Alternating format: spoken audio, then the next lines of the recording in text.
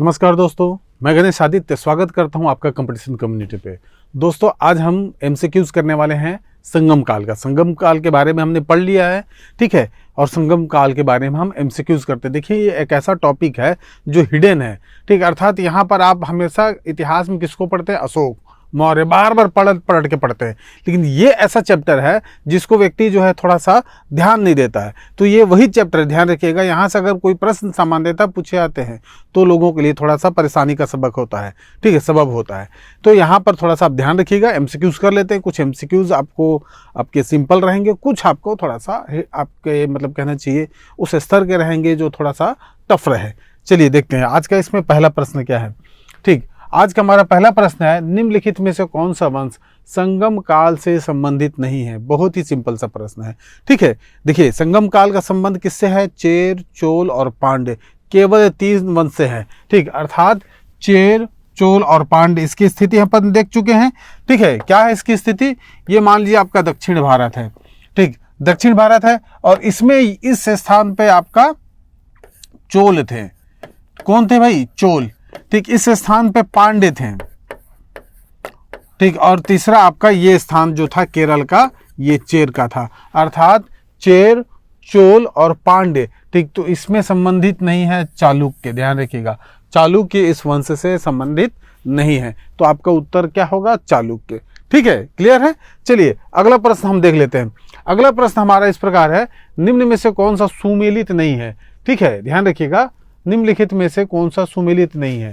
Chair, धनुष, ठीक है, ये थोड़ा नजदीक आ गया है, ठीक, ध्यान रखिएगा, चेर, धनुष, चोल, बाघ, पांड्य, कमल, उपरोक्त में से कोई नहीं। आराम से समझिए, अभी हमने एक मैप बनाया था, ठीक है, ध्यान रखिएगा, ठीक, ये जो मैप बनाया था, यहां पर क्या था? चोल था, यहां पर पांड्य था, ठीक, और यहां पर चेर था। आपने क्लास अगर किया है इसका, इस चैप्टर का अगर प्रीवियस क्लास किया है तो आपको कोई परेशानी नहीं होगी। नहीं किया है तो आप फिर से प्रीवियस में जाके इसके क्लास को देख लीजिए। यहाँ पर ध्यान रखिएगा, पहले हम अपना बना लेते हैं, ठीक है, उसके बाद हम देखते हैं क्या इसका उत्तर होगा। जो पांड्य थे, पांड्य क्या था? मछली, ध्यान रखिएगा, इसका था मछली, इसका था बाघ, बाघ मतलब टाइगर, और इनका था चेर का धनुष, ठीक। अब इन चीजों को यहाँ पर कंपेयर करते हैं, ठीक। चेर का धनुष बिल्कुल सही है, चेर का धनुष, ये चेर है, ध्यान रखिएगा, चेर का धनुष, ठीक है। चोल का बाघ, ये भी सही है। पांड्य का कमल, ये गलत है भाई, क्योंकि कमल है ही नहीं, ठीक है, कमल यहाँ है ही नहीं। पांड्य का क्या है? मछली है। तो इस चीज को ध्यान रखिएगा, ठीक है। यहाँ पर हमारा कौन सा कथन सुमेलित नहीं है, या कौन सा जो आपका मिलान है वो सही नहीं है, तो वो सही नहीं है सी, ठीक है। चलिए, उपरोक्त में से कोई नहीं, अगर सब के सब गलत होते तब हम करते, यानी कि आपका उत्तर सी रहेगा, ठीक, उत्तर क्या रहेगा? सी। अगला प्रश्न है, निम्न में से किस शासक को लाल चेर के नाम से जाना जाता था तथा साथ ही उसे कन्नगी पूजा प्रारंभ किया? ठीक, तो 2 चीज याद रखना है आपको, लालचेर और कन्नगी पूजा, दोनों याद है आपको, ठीक है। अगर आपने याद किया होगा, पिछला चैप्टर पढ़ा होगा, तो बताइए क्या है कन्नगी पूजा? कन्नगी पूजा मतलब पत्नी पूजा, ठीक, और पत्नी पूजा किसने सबसे पहले भाई प्रारंभ कराया था, उसको आपको बताना है, ठीक है, पत्नी पूजा।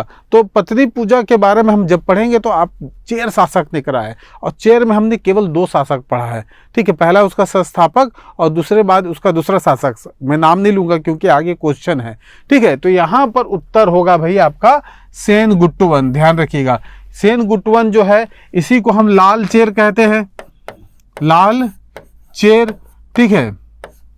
इसी को धर्मपरायण कुट्टुवन भी कहा जाता है, ध्यान रखिएगा, एक और नाम है धर्म परायण कुट्टुवन, कुट्टुवन, ठीक है। देन आफ्टर इसी को हम, ठीक है, किस नाम से जानते हैं भाई? कि इन्होंने ही कन्नगी पूजा, ध्यान रखिए, अणा होना चाहिए, कणगी, कणगी पूजा, थोड़ा इस प्रकार का करेक्शन रहेगा, ना के बजाय ड़ा रहेगा, क्लियर है, ठीक है। तो इस प्रकार से ध्यान रखिएगा, यहाँ पर कन्नगी पूजा अर्थात पहली बार पत्नी पूजा का परंपरा किसने चालू किया? तो सेन गुट्टुवन ने, टा रहेगा, क्या? सेन गुट्टुवन ने किया, ठीक, ध्यान रखिएगा। चेर शासक है, ठीक, दूसरा शासक था, पहला शासक का नाम नहीं लूंगा क्योंकि आगे उससे संबंधित प्रश्न है, ठीक है, चलिए तो इसका उत्तर क्या हो जाएगा भाई, सेनगुट्टवन। ध्यान रखिएगा, सेनगुट्टवन, पत्नी पूजा और लालचेर। ठीक, क्या, सेनगुट्टवन, पत्नी पूजा और लालचेर। बार बार रिवाइज कीजिए दिमाग में। चोल वंश के किस शासक ने गंगैकोंड चोल की उपाधि धारण की? कंसेप्ट ये है कि दक्षिण भारत में रहने वाले ये शासक जो है उत्तर भारत में गए, अर्थात गंगा के आसपास के क्षेत्रों को विजय प्राप्त किया। तो कौन ऐसा शासक था जो दक्षिण से भारत गया और भारत में मतलब दक्षिण से उत्तर गया और उत्तर के गंगा के आसपास के क्षेत्र को जीता? करिकाल, आदित्य प्रथम, राजेंद्र प्रथम, राजराज प्रथम। ठीक, दिमाग लगाइए, फैक्चुअल चीजें हैं, ठीक, लेकिन जुड़ा हुआ है आपके कंसेप्ट से। ठीक है, तो इसमें आपका उत्तर है राजेंद्र प्रथम।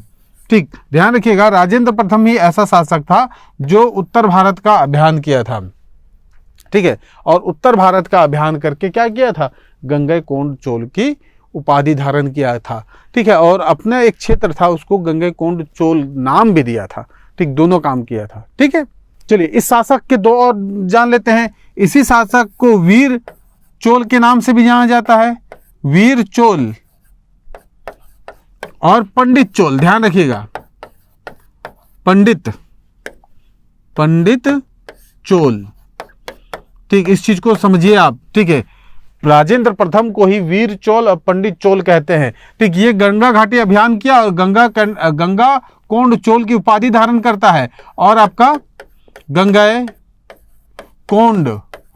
चोल पुरम मतलब शहर, गंगैकोंड चोल पुरम एक नया शहर की स्थापना करता है कावेरी नदी के तट पे। क्लियर है, इतना सारा काम किया। राजेंद्र प्रथम उत्तर भारत गया, गंगा के आसपास को क्षेत्र को जीता, वापस आया। ठीक है, उपाधि धारण किया गंगैकोंड चोल। ठीक है, दूसरा काम किया कि उसी नाम से गंगैकोंड चोल के नाम से एक नगर की स्थापना करता है। ठीक है, इसके अन्य नाम थे वीर चोल, ध्यान रखिएगा, और पंडित चोल। क्लियर है, चलिए अगला क्वेश्चन को देखते हैं। अगला क्वेश्चन है, निम्न में से कौन गलत सुमेलित है? निम्न में से कौन गलत सुमेलित है? तो एक तरफ वंश है, दूसरे तरफ उसके प्रतीक है। तो चेर अभी हम पढ़े थे, ध्यान रखिएगा। ठीक है, दूसरे कंस्ट्रक्ट में पढ़े थे। चेर का प्रतीक है आपका, ठीक, क्या था भाई, चेर धनुष, बिल्कुल सही। अच्छा, सुमेलित सीधा। चोल शेर, पांड मछली और पांडे का ही मोती। तो ध्यान रखिएगा। ठीक, एक चीज को आप याद रखिए कि जो पांडे का जो एरिया था मदुरई, ठीक, मदुरई जो है प्रसिद्ध था आपका मोतियों के लिए, और जो आपका चोलों का जो राजधानी था तंजावुर, वो प्रसिद्ध था आपके कपड़ों के लिए। ध्यान रखिएगा, कपड़ों के लिए प्रसिद्ध था। तो ये पूछा जाता है। ठीक है, तो पांड के लिए मोती, ये सही है, ध्यान रखिएगा। मछली, ये भी दोनों सही है। चोल शेर नहीं था भाई, वो बाघ था। क्या था, बाघ मतलब टाइगर। ठीक है, तो ध्यान रखिएगा, ये गलत सुमेलित है। कौन, बी गलत सुमेलित है। जो चोल है, ठीक, चोल का जो आपका मैच होना चाहिए उसमें क्या होना चाहिए, बाघ। यहां पर क्या लिखा हुआ है, शेर। चलिए आगे बढ़े। ठीक, अगला देखिएगा, किस तमिल साहित्य को लघु वेद की संज्ञा दी जाती है? लघु वेद, ठीक, साहित्य का नाम है। ठीक, शिल्पादिकारम, मणिमेखले, ठीक, नत्रिनेयी और कुरल। दिमाग लगाइए, फैक्चुअल चीजें हैं। ठीक, इसका सही उत्तर होगा कुरल। ठीक, पहला चीज इस चीज को जान लीजिए, ये जो कुरल है इसको तो हम लघु वेद कहते हैं, लघु वेद कहते ही हैं। इसको तमिल का बाइबिल भी कहते हैं, तमिल का बाइबिल दोनों चीज है। ध्यान रखिएगा, लघु वेद के साथ वेद और बाइबिल दोनों मिला दिया है ना। ठीक है, तमिल बाइबिल भी कहते हैं और इसको लघु वेद भी कहते हैं। कौन, कुरल। ठीक, ध्यान रखिएगा, कुरल। ठीक, इससे संबंधित चीजें आगे और है। क्लियर है, अगला देख लेते हैं। अगला प्रश्न, हमारा अगला प्रश्न है, निम्नलिखित में से कौन सा एक संगमकालीन व्यापारियों का निगम था? ठीक, ध्यान रखिएगा, इस चीज को हम लोग क्लास में पढ़ चुके हैं। संगमकालीन व्यापारियों का निगम, पहला है अष्टदिग्गज, बिल्कुल सही नहीं है, बिल्कुल गलत है। ठीक है, परिषद, ये भी नहीं आएगा। मणिग्रामम और चतुर्वेदी मंगलम, तो इसका सही उत्तर है व्यापारियों का निगम है आपका, ठीक, मणिग्रामम। ध्यान रखिएगा, मणिग्रामम, इसको मणिग्रामम भी लिखते हैं, मणि, ध्यान रखिएगा, ग्रामम। क्लियर है, ठीक। तो सही है इसका मणिग्रामम। मणिग्रामम क्या था? व्यापारियों का समूह था, ध्यान रखिए, व्यापारियों का निगम था।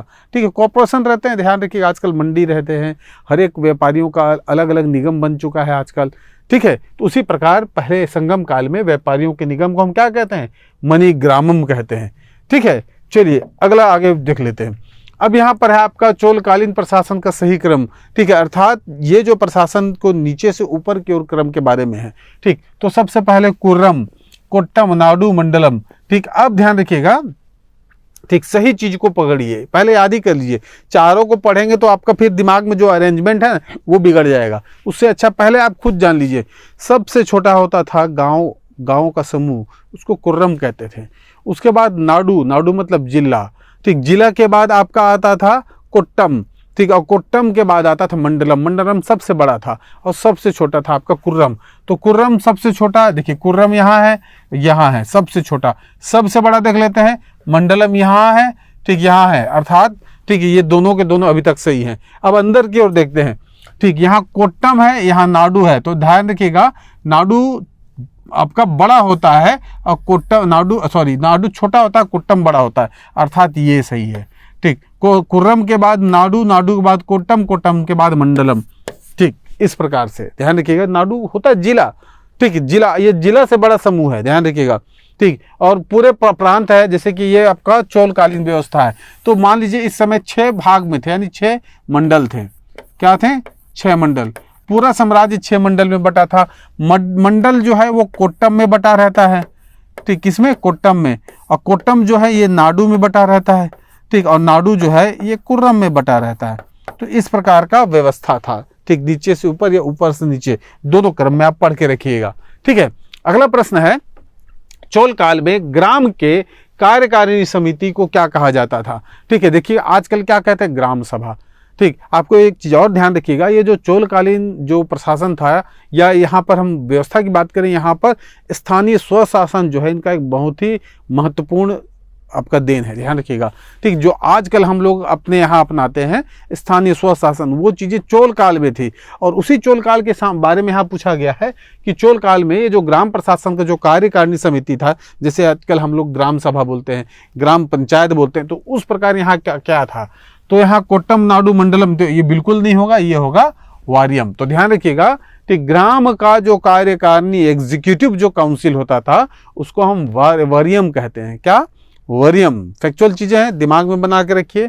ठीक है, चलिए अगला प्रश्न है, संगम काल में ब्राह्मण को कर मुक्त दी जाने वाली भूमि को क्या कहा जाता है? हम इससे पहले एक बार और पढ़ चुके हैं।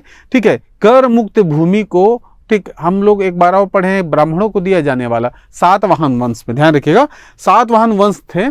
सातवाहन वंश ने ब्राह्मणों को भूमि दान देने की परंपरा चालू किया। ठीक है, और ये जो ब्राह्मणों को भूमि दान कर रहे हैं, तो उस भूमि से कर नहीं लोगे भाई। ठीक, कर कैसे लोगे? दान दे रहे हो तो दान के बदले कर थोड़ी लोगे। तो उस भूमि को अग्रहर भूमि कहा गया है, और उस ब्राह्मण को अग्रहर ब्राह्मण कहा जाता था। उसी प्रकार की व्यवस्था यहाँ पर भी है। यहाँ पर क्या कहा गया है? ठीक है, ध्यान रखिएगा इसमें। ठीक, संगम काल के ब्राह्मण को कर मुक्त दे जाने वाली भूमि को चतुर्वेदी मंगलम कहा गया है, या ब्रह्मदेय कहा गया है। तो इसका सही उत्तर है चतुर्वेदी मंगलम। ठीक, दूसरा और एक दिया जा सकता है, ब्रह्मदेय। ठीक, ध्यान रखिएगा, ये भी है सही। ठीक, अगर दोनों में से कोई भी एक विकल्प में आएगा तो दोनों में से एक को मारिएगा, एक साथ नहीं देगा। चतुर्वेदी मंगलम भी कहते थे, ब्रह्मदेव भी कहते थे। किस चीज को? कर मुक्त भूमि को, ब्राह्मणों को देने वाले। अगला प्रश्न को देखते हैं हम। अगला प्रश्न है, संगम का आयोजन क्रमशः हुआ था। फिर इसको मत देखिएगा, फिर आप गलत पलत रास्ते का नक्शा ध्यान रखिएगा, तो सही रास्ता भूल जाइएगा। ठीक है, तो इस पैटर्न को अपनाइए, सीधा सीधा सोचिए। पहला मदुरै, दूसरा कपाटपुरम अलवय, तीसरा फिर मदुरै। अब इस चीज को खोजिए कहाँ है। पहला मदुरै, चलिए ठीक है, फिर कपाटपुरम मदुरै, यानी पहला ही सही है। चलिए बढ़िया बात है, ठीक है, ये सही है। तो अगर क्या है, फिर मदुरै कपाटपुरम मदुरै कपाटपुरम, तो आपका कपाट बंद हो जाएगा। ठीक है, यानी कि मैं भी भ्रम में पढ़ सकते हो। तो इस प्रकार पढ़ने से पहले ही एक बार ना सोच लेना चाहिए। सोचने पे फिर उसको मैच करिए, अगर सेम चीज मिल रहा है तो टिक लगाइए और आगे बढ़िए। चलिए, कभी कभी ना बहुत ज्यादा नहीं सोचा जाता। अगर आप क्या समझिए, नेगेटिव मार्किंग है तो थोड़ा सा कैलकुलेटेड रिस्क लेना है, नेगेटिव मार्किंग नहीं है तो थोड़ा सा ठीक, तो लगाना ही लगाना है, लेकिन आंसर सही हो, ठीक, उसके चांसेस इसलिए ज़्यादा रहेंगे। अगर नहीं पढ़े हैं तब तो ब्लाइंड रहेगा, लेकिन अगर आप पढ़े हैं तो उसका सही तरीका क्या हो सकता है कि आप ना डायरेक्ट उस चीज़ को याद करने का प्रयास कीजिए। ठीक है, चलिए, निम्न में से कौन 8 कवियों का संग्रह है भाई? ठीक है, निम्न में से कौन 8 कवियों का संग्रह है? ठीक, या कविताओं का संग्रह। एक्चुअली में यहाँ कवि नहीं होंगे, यहाँ कविता होगा। ठीक, ध्यान रखिए, क्या होगा? कविता। ठीक, तो इसमें से 8 कविता का संग्रह क्या है? पुथु पत्तातु, ये नहीं है, ये भी नहीं है। ठीक है, पदिनेन किल कंकु, ठीक, जीवक चिंतामणि। ठीक, इसका सही उत्तर होगा इथु थोके। ध्यान रखिएगा, इथु थोके। ठीक, मतलब तमिल साहित्य में इथु थोके उस साहित्य को कहते थे जिसमें 8 कविताओं का संग्रह होता था। ठीक है, चलिए आगे बढ़ते हैं। अगला प्रश्न देखिएगा, रचना एवं रचनाकार के संबंध में असत्य कथन बताइए। ठीक, मतलब रचना और रचनाकार, इन दोनों में से कौन सा सही सुमेलित नहीं है? सही यही है आपका इसका तात्पर्य। चलिए अब देखते हैं भाई कौन सा सुमेलित नहीं है। ठीक, पहला देख लेते हैं, शिल्पादिकारम इंगालो आदिगल। मुझको सही लग रहा है, आपको भी लग रहा है क्या? ठीक है, मणि मैखले सितलई सितनार, वही खोजो। हाँ, बिल्कुल सही है। जीवक चिंतामणि तिरुक्त देवर। ठीक है, चलिए वही है। हाँ, बिल्कुल सही है। ठीक है, अब है कुरल, तो कुरल का विजयालय नहीं है। ध्यान रखिएगा, विजयालय कौन है? विजयालय जो है चोल वंश का संस्थापक है, वो भी द्वितीय।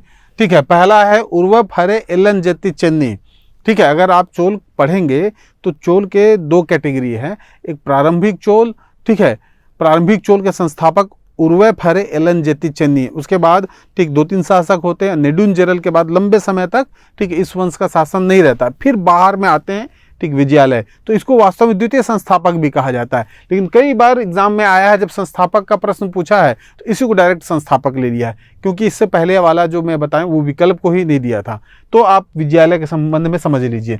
ठीक है, अब देख लेते हैं भाई। ठीक, इतना तो हो गया। इसका लेखक कौन है? इसका लेखक है तिरुवल्लुवर। ध्यान रखिएगा, ठीक, इसका संस्थापक है तिरुवल्लुवर। ठीक है, तो पहला हो गया शिल्पादिकारम इंगालो आदिकल। शिल्पादिकारम वही निपुर की कहानी। मणि मैखले आपका सितलई सितनार। जीवक चिंतामणि ये जैन से संबंधित है, तिरुक देवर। ठीक, और आपका कुरल ठीक है तिरुवल्लुवर। ठीक है, ये कुरल आपका अभी हमने चर्चा किया है कि इसको लघुवेद के नाम से भी जानते हैं, और साथ ही साथ इसको हम किस नाम से जानते हैं? तमिल साहित्य का बाइबल, यानी तमिल बाइबल। क्लियर है? चलिए अगला प्रश्न हम देख लेते हैं। अगला प्रश्न है, तिक्तोलकप्पियम की रचना किस संगम में हुई? तो हम संगम काल को पढ़े हैं, तो संगम 3 हुआ था। ठीक है, पहला हुआ था आपका मदुरै में, ठीक, दूसरा आपका कपाटपुरम अलवै में, और तीसरा फिर मदुरै में। ठीक, तो जो दूसरा हुआ था उसमें केवल एक ही साहित्य मतलब उपलब्ध है वर्तमान में, यानी तोलकप्पियम, अर्थात तोलकप्पियर का जो संग्रह है या निर्माण है वो दूसरा सम्मेलन में हुआ, यानी कि द्वितीय।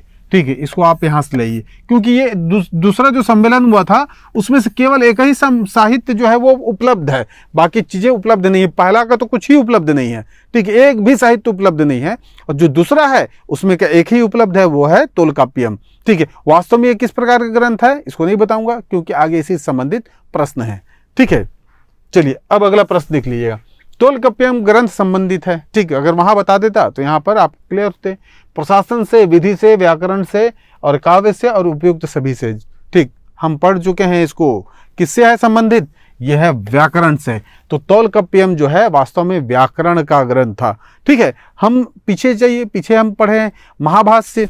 महाभाष्य की रचना किसने किया था? महाभाष्य की रचना पतंजलि ने किया था। महाभाष्य क्या था? वो भी व्याकरण का ग्रंथ था। ठीक है, उससे पहले पाणिनि ने क्या किया था? अष्टाध्यायी की रचना किया था।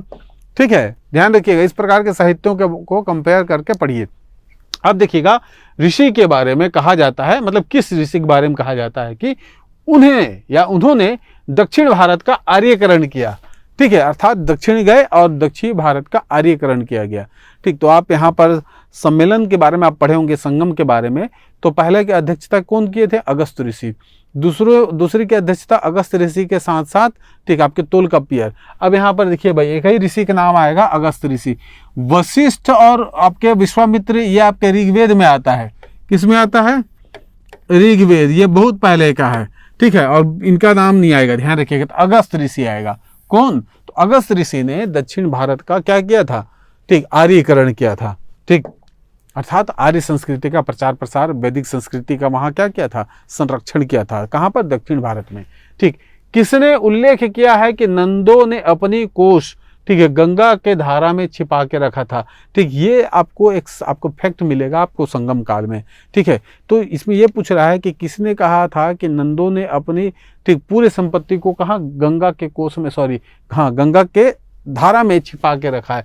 ठीक, तो ये है आपका मामूल नार, ध्यान रखिएगा। इस साहित्य में इसका वर्णन है। ठीक है, साहित्य है, ध्यान रखिएगा। सभी क्या है? ठीक, इसमें से ये आपका तोलकप्पियर, सॉरी, साहित्य नहीं, व्यक्ति है। ठीक, तोलकप्पियर नहीं, तोलकप्पियम। तो ध्यान रखिएगा। ठीक, मामूल नार ने कहा है कि नंदों ने अपना कोष जो है किस में रखा है? ठीक है, गंगा के धारा में। ठीक, यानी गंगा में छिपा के रखा है। ठीक है, पहले कहाँ छिपाते थे? अभी भी ध्यान रखिएगा, कोई भी पुराना घर है, पुराने घर के अगर नींव की खुदाई होती है तो वहाँ से कुछ ना कुछ मिल जाता है। ठीक, कई लोगों को तो बहुत सारी चीज़ें मिल जाती है ठीक ठाक, जिसका उपयोग किया जा सकता है।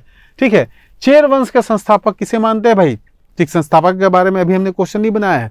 ठीक, तो ध्यान रखिएगा, चेर वंश का संस्थापक सेनगुट्टवन, ठीक, उदयनजेरल, नोडियन, नक्कीकर। तो इसका सही उत्तर है उदयनजेरल। ध्यान रखिएगा, कौन? उदयनजेरल। उदयनजेरल के बाद आता आपका सेनगुट्टवन। तो उदयनजेरल जो है इस वंश का संस्थापक है। दूसरा आएगा आपका सेनगुट्टवन, वही लालचेर, ठीक है, या धर्मपरायण कुट्टवन। क्लियर है? नोडियन जो है ये आपका पांड्य शासक का संस्थापक है। ठीक है, और नक्कीरर जो है आपके अध्यक्षता किए थे तीसरे बैठक का। ध्यान रखिएगा। चलिए, अगस्त ऋषि के बाद नक्कीरर। क्लियर है? कावेरी पत्तनम बंदरगाह की स्थापना किस शासक ने किया था भाई? कावेरी पत्तनम। ठीक है, समझ रहे हैं?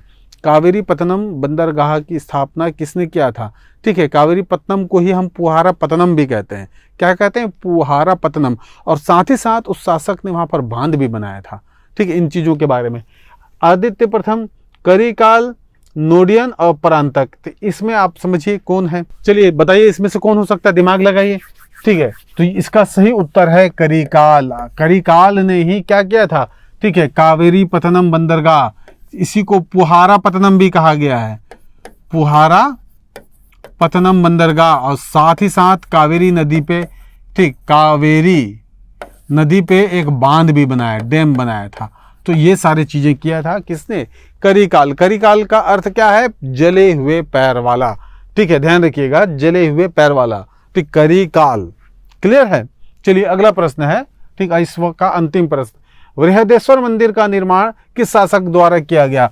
बृहदेश्वर मंदिर को ऐरावतेश्वर मंदिर के नाम से भी जानते हैं। ध्यान रखिएगा, ऐरावतेश्वर, ऐरावतेश्वर मंदिर के भी नाम से जानते हैं। क्लियर है? ठीक है, तो फैक्चुअल चीजें हैं भाई कि बृहदेश्वर मंदिर अर्थात ऐरावतेश्वर मंदिर का निर्माण किस शासक ने किया? ठीक, राज प्रथम ने किया। ठीक, उसका और एक नाम था, मूल नाम था अरिमोली वर्मन। ध्यान रखिएगा, तो राज प्रथम। ठीक, राज प्रथम का क्या नाम बताया मैंने? इसका मूल नाम अरिमोली वर्मन, अरिमोली वर्मन। तो अरिमोली वर्मन ने, ध्यान रखिएगा, ठीक है, किस चीज की मतलब ये अरिमोली वर्मन ने ही बृहदेश्वर मंदिर अर्थात ऐरावतेश्वर मंदिर की स्थापना की। ये है हमारा, ठीक है, 20 प्रश्न। ध्यान रखिएगा, तो हमने प्रयास किया है कि ये जो संगम काल के कुछ महत्वपूर्ण प्रश्न है वो आपके सामने आ जाए। ठीक है, 20-25 मिनट का वीडियोस है। ठीक, इसको आप देख के ये आप एक पूरा चैप्टर को कवर कर सकते हैं। ठीक है, मैं आशा करता हूँ कि ये सारी चीज़ें आपको समझ में आई होंगी। अगर आप इसका MCQs के बारे में आपका प्रीवियस वीडियो देखना है तो प्रीवियस बटन पे क्लिक कीजिए। नेक्स्ट अगला वीडियो देखना, अगर ये करेंट वीडियो नहीं है, अगर इसको करेंट में देख रहे हैं तो अलग बात है। प्लेलिस्ट में जाके देख रहे हैं तो आप राइट बटन क्लिक कीजिए। अगर इसका पूरे प्लेलिस्ट में जाना है तो आई बटन क्लिक कीजिए। इससे आप डायरेक्ट आप कहाँ जा सकते हैं? ठीक, प्लेलिस्ट में। ठीक है, तो ध्यान रखिएगा, हमने प्रयास किया है कि सारे इतिहास को, उसके चैप्टर्स को हम ठीक एक एक करके कवर करते हैं। ये हमारा प्राचीन भारत का अंतिम MCQs अंतिम वीडियो है। इसके बाद जो नेक्स्ट वीडियोस आएंगी वो मध्यकालीन भारत का रहेगा। ठीक है, अर्थात जब भारत में मुसलमानों का आक्रमण चालू होता है, सबसे पहले अरबी आक्रमणकारी आते हैं, फिर तुर्की आते हैं। तो ध्यान रखिएगा, तब से अब हमारा जो नेक्स्ट वीडियो रहेगा, ठीक, ये विदेशी आक्रमणकारियों के बारे में। क्लियर है? ठीक, तब तक के लिए आप ध्यान रखिएगा। आप एक्चुअली आप क्या कीजिए कि इस चैनल को आप सब्सक्राइब कर लीजिए। इससे क्या होगा कि जो अगले वीडियोज़ हम पोस्ट करेंगे, ठीक, वो आपको मिलेंगे। ठीक है, टेलीग्राम चैनल में जाएंगे तो आपको वहाँ पर नोट्स भी मिलेंगे और कुछ चीज़ें अगर आपको जानकारी चाहिए रहता है तो सारी चीज़ें मिल जाएंगी। ठीक, नोट्स का रूप मतलब इसी का पीडीएफ मिलेगा, जो है यहाँ पर हम पढ़ा रहे हैं इसी का पीडीएफ फॉर्म में आपको वहाँ पर मिलेगा। ठीक है, चलिए फिर, ठीक, तब तक के लिए धन्यवाद। नेक्स्ट वीडियो को जरूर देखिएगा आप। Okay, thank you.